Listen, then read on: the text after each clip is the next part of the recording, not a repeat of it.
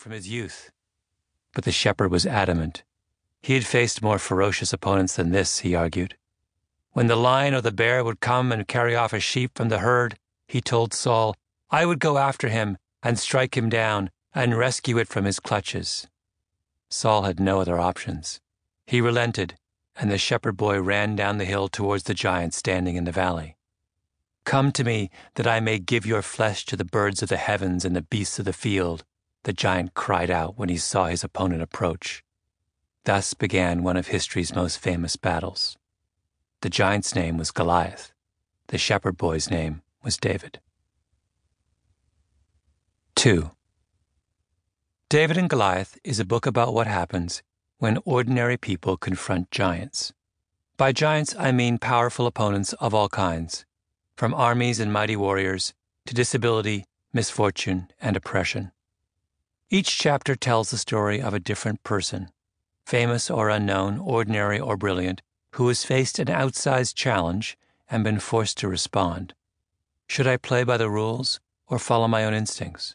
Shall I persevere or give up? Should I strike back or forgive? Through these stories, I want to explore two ideas. The first is that much of what we consider valuable in our world arises out of these kinds of lopsided conflicts, because the act of facing overwhelming odds produces greatness and beauty. And second, that we consistently get these kinds of conflicts wrong. We misread them. We misinterpret them. Giants are not what we think they are. The same qualities that appear to give them strength are often the sources of great weakness. And the fact of being an underdog can change people in ways that we often fail to appreciate. It can open doors and create opportunities and educate and enlighten and make possible what might otherwise have seemed unthinkable.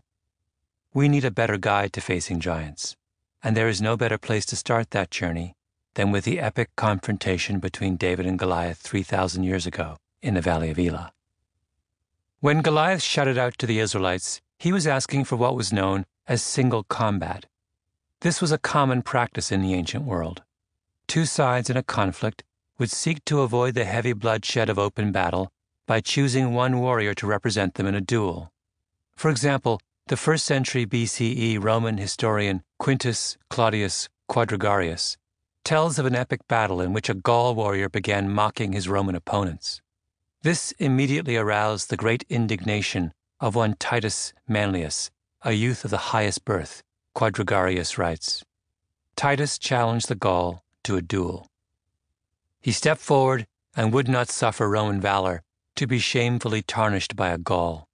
Armed with a legionary shield and a Spanish sword, he confronted the Gaul. Their fight took place on the very bridge over the Anio River, in the presence of both armies, amid great apprehension. Thus they confronted each other. The Gaul, according to his method of fighting, with shield advanced and waiting an attack. Manlius, relying on courage rather than skill, struck shield against shield and threw the Gaul off balance. While the Gaul was trying to regain the same position, Manlius again struck shield against shield and again forced the man to change his ground. In this fashion, he slipped under the Gaul's sword and stabbed him in the chest with his Spanish blade. After he had slain him, Manlius cut off the Gaul's head, tore off his tongue, and put it, covered as it was with blood, around his own neck.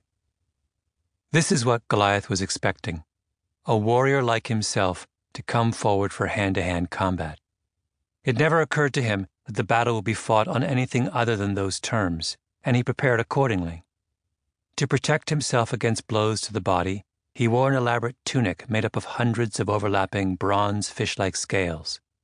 It covered his arms and reached to his knees and probably weighed more than 100 pounds. He had bronze shin guards protecting his legs, with attached bronze plates covering his feet. He wore a heavy metal helmet. He had 3 separate weapons, all optimized for close combat. He held a thrusting javelin made entirely of bronze, which was capable of penetrating a shield or even armor. He had a sword on his hip, and, as his primary option, he carried a special kind of short-range spear with a metal shaft as thick as a weaver's beam. It had a cord attached to it and an elaborate set of weights that allowed it to be released with extraordinary force and action.